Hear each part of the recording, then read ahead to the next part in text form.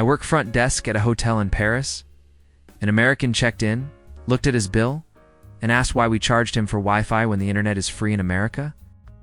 I explained our rates. He said that couldn't be right because his hotel in Arizona included Wi-Fi. I told him this was France. He asked to speak to corporate. We are a family-owned boutique hotel. There is no corporate. He threatened to call the American embassy about false advertising over Wi-Fi charges, but he's not alone.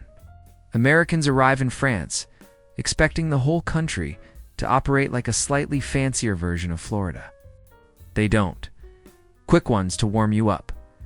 The American at our Marseille cafe asked if we took American Express. We said no. She asked, "Why not?" "It has American right in the name." She was dead serious. Another at a Lion bakery demanded fresh croissants at 4 p.m. when I explained we bake in the morning.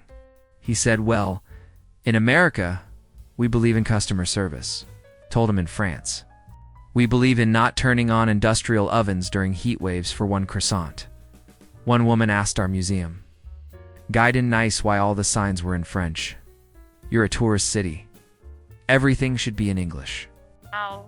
The guy just stared, then said, "Madame, you are in France. Let me tell you what happens when American confidence meets." French reality American couple finished dinner at our restaurant in the 6th arrondissement. Bill came to 87 euros. The man looked at it, pulled out his phone, started calculating. Put down 105 euros cash. Told me to keep the change. I said thank you, started to process it. He stopped me. No, the 18 euros is your tip. The service charge thing on the menu is illegal." I explained, service comprise is French law. 15% is already included. He didn't believe me. Pulled up some blog posts from 2015 that said French waiters depend on tips. I showed him the menu. Showed him the French labor code posted in our window. He said that's for French people. American standards apply to Americans abroad. His wife tried to calm him down. He doubled down. Said he'd traveled to Italy once and left 20%, and the waiter loved it. So clearly Europeans need tips to survive. I told him Italian waiters and French waiters operate under different laws. He said it's all Europe. Same rules. Demanded to speak to the owner. My father came out. The American explained that we were scamming tourists by hiding the mandatory tip in the prices. My father, in his thick accent, said, "Monsieur, I pay my staff 2,400 euros per month, plus health insurance, plus 5 weeks vacation. You've already paid for service. The extra 18 euros you gave is a gift." The man looked confused. But who's going to pay for their health care? My father just walked away. Worked retail in Bordeaux for 3 years. American woman walked into our clothing boutique. Didn't say hello. Marched straight to a dress, held it up, yelled across the store, "Do you have this in a 6?" I ignored her. She got louder. "Hello, service?" I folded a shirt. She walked up to my counter. "I need help." I looked at her. She stared back. I waited. She got red. "Are you going to help me, or what?" I said, "Bonjour." She blinked. "What?" "You say bonjour when you enter a shop in France." Ouch. She exploded. Said she was a paying customer and didn't need to kiss up to staff. Said in America the customer comes first, and I should be grateful she even walked in. I told her in France, basic politeness comes first, then we talk about clothes. She said that was the most backward thing she'd ever heard. "You're in the service industry?" "I'm the customer." I handed her the dress. "Bonjour." She refused to say it. Stood there for 2 full minutes. My colleague watched from the register. Finally, the American muttered, "Bonjour," like she was admitting a crime. I helped her. She bought the dress. Left a 1-star review. Said French retail staff are hostile to Americans who don't speak French.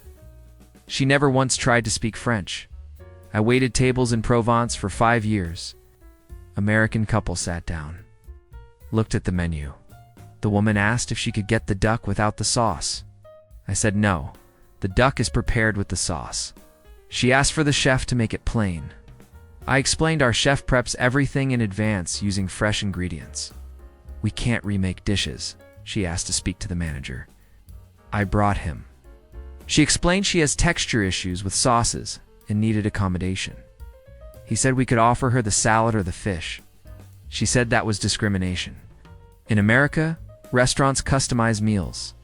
That's what you pay for, told her in France. You pay for the chef's expertise. The menu is designed intentionally. She asked why we even have a menu if we won't change anything. He said, exactly. That is why we have a menu. Her husband tried a different angle. Said they'd been to McDonald's in Paris and they'd customized his burger. Why couldn't we? The manager said, Monsieur, we are not McDonald's. The man said, obviously. McDonald's has better service. They ordered the fish. She asked for no lemon, no herbs, no garlic, just fish. Plain. The chef sent out fish with lemon, herbs, and garlic. She sent it back. He refused to remake it. She paid and left. Wrote on TripAdvisor that French restaurants are stuck in the past and refuse to accommodate American dietary preferences. The dietary preference was no flavor.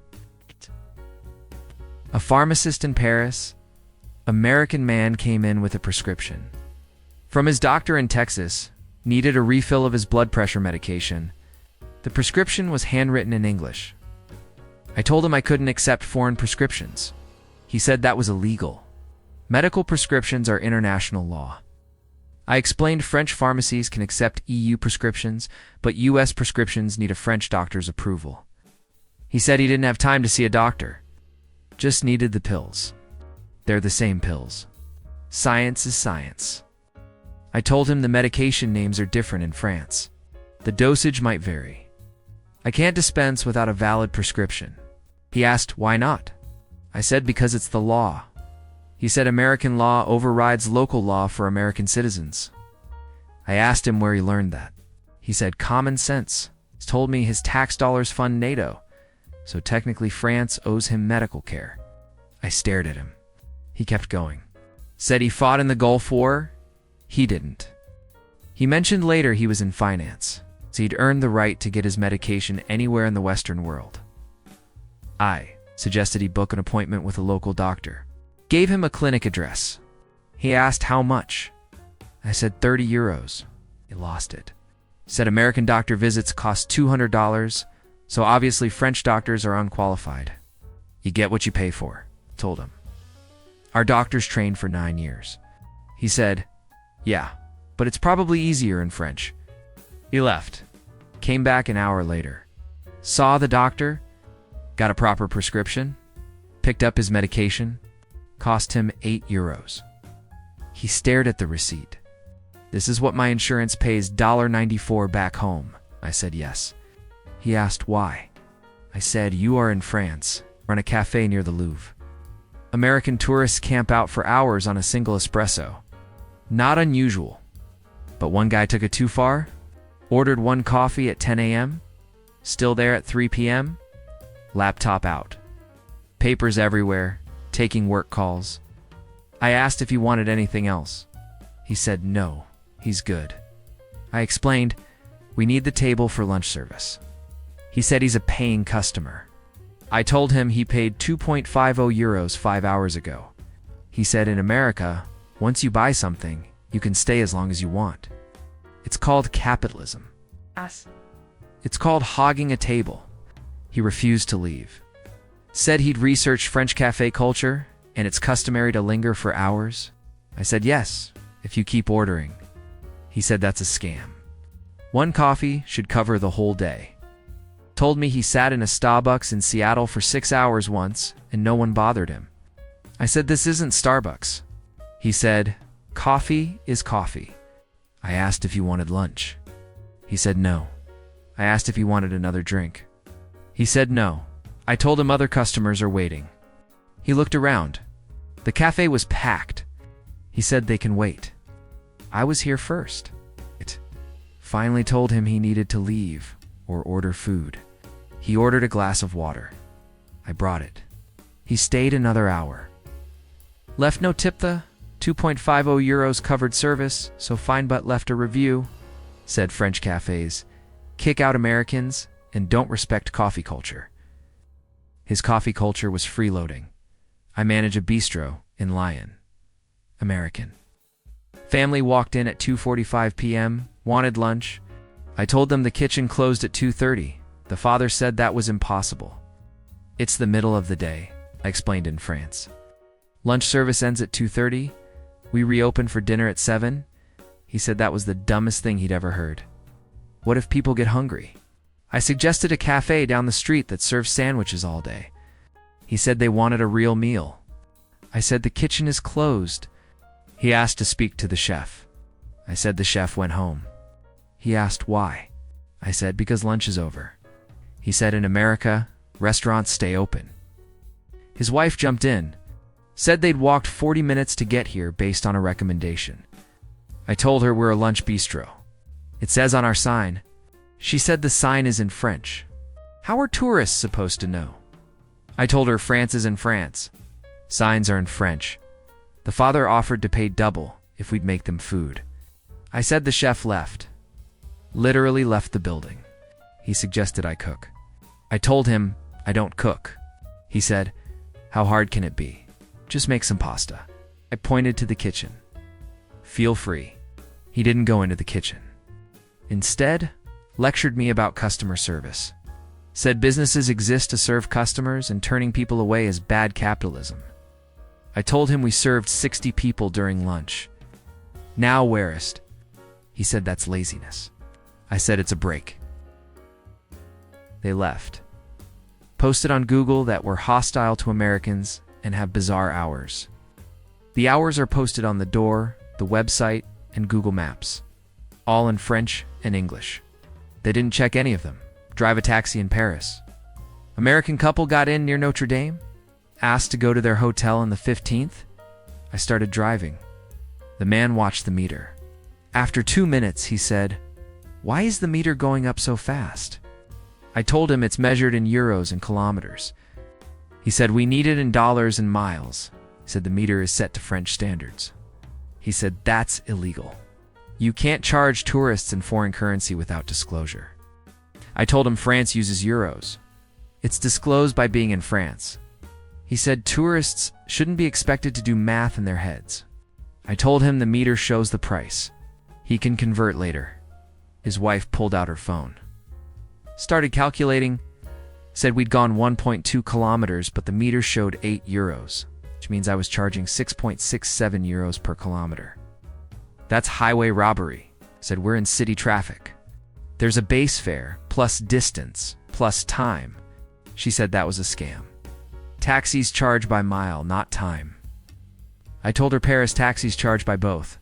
The man demanded I stop the meter and give them a flat rate. I said, I can't override the meter. It's regulated by the city. He said he'd report me for meter fraud. I asked who he'd report me to. He said the American embassy. I told him the embassy doesn't regulate Paris taxis. He said they regulate American citizens abroad. I said that's not how embassies work. Got to the hotel. Meter showed 22 euros. He handed me 20 and said, that's all you're getting. I told him the fare is 22. He said the extra 2 euros is my penalty for scamming them. His wife got out. I told him they still owed 2 euros. He said to sue him. I wrote down his hotel and called the front desk. Told them an American couple shorted me. The concierge made them come back down and pay. They paid. Then stood outside my taxi, arguing about exchange rates.